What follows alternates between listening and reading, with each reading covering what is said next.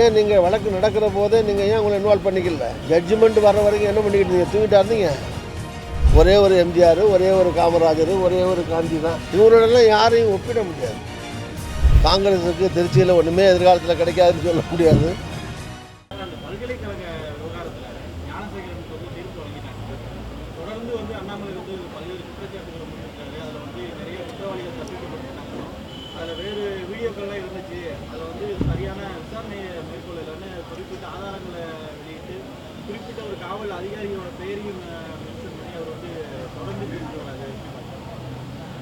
இல்லை, குற்றவாளிகள் யாராக இருந்தாலும் அவர்கள் தப்பிக்க வேண்டும் என்பதல்ல இப்போ நான் சொல்ல போகிறதே நோக்கம். குற்றவாளி யாராலும் தண்டிக்கப்படணும். ஆனால் குற்றம் சுமத்தப்பட்டு எஃப்ஐஆர் போட்டு சார்ஜ்ஷீட் போட்டு கோர்ட்டில் விசாரணைகள்லாம் நடந்தது. இப்போ இவ்வளவு ஆதாரங்களையும் வச்சுக்கிட்டு இருக்கிற இவங்க அந்த வழக்கு நடக்கிற போது அதை ஏன் கோர்ட்டில் அதை ப்ரெசென்ட் பண்ணியிருக்கலாமே?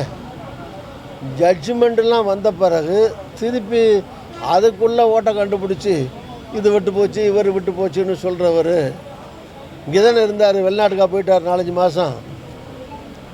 அந்த கட்சியின் சார்பிலேயோ அல்லது குற்றச்சாட்டு சொல்லுவோரின் சார்பிலேயோ கூடுதல் அட்வொகேட்ஸ் மூலமாக அவங்ககிட்ட இருக்கிற எவிடன்ஸோ ரெக்கார்ட்ஸோ அதெல்லாம் கோர்ட்டில் ப்ரொடியூஸ் பண்ணியிருக்கலாமே.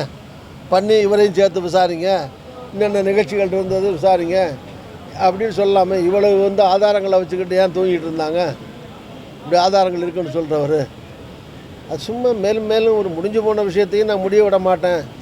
அதை கலரிக்கிட்டே இருப்பேன், கிண்டிக்கிட்டே இருப்பேன். அதன் மூலமாக அரசியல் ஆதாயம் இருக்கா நான் விரும்புகிறேங்கிறத தவிர அதில் வேறு என்ன இருக்க முடியும்? ஏன் நீங்கள் வழக்கு நடக்கிற போதே நீங்கள் ஏன் உங்களை இன்வால்வ் பண்ணிக்கல?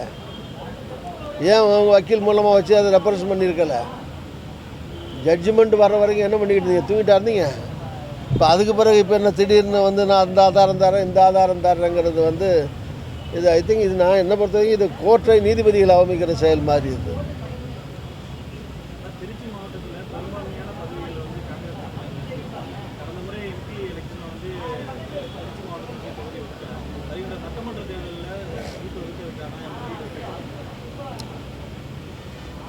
திருச்சி மாவட்டத்தில் நான் 5 வருஷம் இருந்தேன். 5 வருஷத்தில் 2-2.5 வருஷம் கொரோனாவிலே போயிடுச்சு. 2-3 வருஷம்தான் மக்களுக்கு போய் அங்கங்கே சிறப்பாக பணியாற்ற முடிந்தது.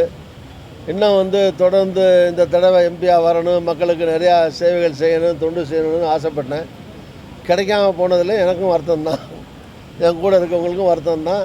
நிறைய இடங்களில் மக்களுக்கே வருத்தப்படுறாங்க. நம்ம போகிற இடத்துல கேட்குறாங்க, நீங்கள் திருப்பி வருவீங்கன்னு நினச்சோம் கிடைக்காம போயிடுச்சேன்னு வருத்தப்படுறாங்க பல இடங்களில். கட்சிகளுக்கு அப்பாற்பட்டு காங்கிரஸையும் தாண்டி பல்வேறு கட்சிகள் இருக்கவங்களும் ஒரு அனுதாபத்தோடு பார்க்குறாங்க கிடைக்காம போச்சுங்கிறதுல வருத்தம் தான். பட் இருந்தாலும் தோழமை கட்சிக்கு தரப்பட்டது. தோழமை கட்சியின் சார்பில் கூட்டணிக்கு எல்லோரும் வேலை பார்த்து, காங்கிரஸும் வேலை பார்த்து, தோழமை கட்சியின் சார்பில் நம்முடைய சகோதரர் துரை வைகோ அவர்கள் வெற்றி பெற்று வந்திருக்கிறார். அவர் இங்கே போய் செயல்பட்டுக்கிட்டு இருக்கார். அவருக்கு தொடர்ந்து வெற்றிகரமாக செயல்பட வாழ்த்துக்கள், பாராட்டுக்கள். நாங்களும் காங்கிரஸ் கூட்டணிங்கிற முறையில் காங்கிரஸ் தோழர்களும் எம்பிங்கிற முறையில் அவருக்கு துணையாக உறுதுணையாகத்தான் தொடர்ந்து இருந்து கொண்டிருக்கிறார்கள். அதனால் ஒரு எம்பி கிடைக்காம போச்சுங்கிறதுனாலேயே காங்கிரஸுக்கு திருச்சியில் ஒன்றுமே எதிர்காலத்தில் கிடைக்காதுன்னு சொல்ல முடியாது. அதனால் அடுத்தடுத்த தேர்தல் வரும்போது சட்டமன்ற தேர்தலோ இப்போ நான் எம்பியாக இருக்கும்போது மாநகராட்சியில் அப்போ பேசி ஒரு 5-6 இடங்களை வாங்கி ஒரு 5 பேர் இப்போது கவுன்சிலர்ஸ்லேருந்து வெற்றி பெற்றிருக்காங்க. இதுக்கு எதிர்கட்சி சொல்லப்போனால் இன்றைக்கி 2வது பெரிய இடத்துல இருக்கிறது காங்கிரஸ் தான்.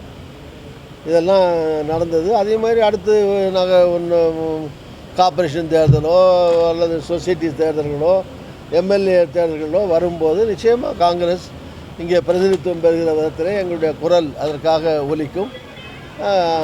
எங்களுடைய காங்கிரஸுக்கான பங்கை பெறுவதற்கு கண்டிப்பாக முயற்சிப்போம். நான் எம்பியாக இருந்தாலும் இல்லைனாலும் காங்கிரஸ் இருக்கிற முன்னணியினரில் நானும் ஒருத்தர் தான்.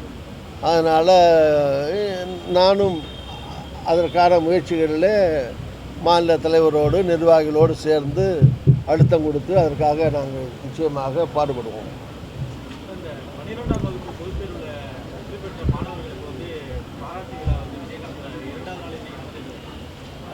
ஆசிரியர் விஜய் இளைய காமராஜர் பேசும் பொருளாக மாறி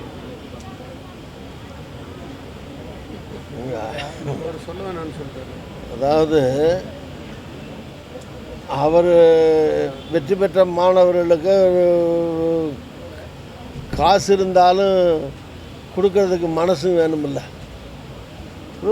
பெரிய நடிகர், நிறையா சம்பாதிக்கிறாரு, நிறையா காசும் இருக்குது, உதவி செய்கிற மனசும் இருக்குது, கொடுக்குறாரு. பிள்ளைங்க வெற்றி பெற்ற பிள்ளைங்களுக்கு பாராட்டுற விதத்தில் தோடு, தொங்கட்டாம், மோதிரம் இதெல்லாம் போடுறாரு. நல்ல விஷயம் தானே, அதையும் போய் எதிர்ப்பானே. அதில் ஒன்றும் தப்பு கிடையாது, பண்ணிட்டு போட்டும், தப்பு இல்லை. முடிஞ்சவங்க யார் வேணாலும் பண்ணலாம். அவர் பண்ணுறதுக்கு வாழ்த்துக்கள் தான், பாராட்டுகள் தான். அதே நேரத்தில் அவர் பாராட்டுற போது ஒருத்தர் காமராஜர்னு சொல்லலாம், ஒருத்தர் எம்ஜிஆர்னு சொல்லலாம், ஒருத்தர் மகாத்மா காந்தின்னு கூட சொல்லலாம். இப்படி யாராவது பேசுகிறவங்க வாழ்த்து சொல்லுவாங்க. பட் என்னை பொறுத்த வரைக்கும் காமராஜர் ஒரே ஒரு காமராஜர் தான், ஒரே ஒரு எம்ஜிஆர், ஒரே ஒரு காமராஜர், ஒரே ஒரு காந்தி தான். இவங்களோடெல்லாம் யாரோட தமிழ்நாட்டில் ஒரே ஒரு கலைஞர் தான். இதில் இவங்க அண்ணா ஒரே ஒரு அண்ணா தான். இவங்களோடெல்லாம் யாரையும் ஒப்பிட முடியாது. அதனால் அது அவங்களுடைய ஆசையில் ஒரு சந்தோஷத்தில் பாராட்டுற போது இந்த மாதிரி ஒன்று ரெண்டு சொல்கிறது தான். அவரே கூட சமீபத்தில் இந்த மாதிரி நான் காமராஜர்லாம் ஒப்பிட்டு சொல்லாதீங்க அப்படின்னு சொன்னதாக கேள்விப்படுறேன். அதனால் அது ஒரு இஷ்யூ ஆக்கிட்டு பெருசுப்படுத்துறதுக்கு அதில் ஒன்றும் பெரிய விஷயம் இருக்க மாதிரி எனக்கு தெரியல. யாரோ ஒருத்தர் சொல்லிட்டாரு, அவரும் சொல்லாதீங்கன்ட்டாரு, முடிஞ்சு போச்சு. அதில் என்ன இருக்குது?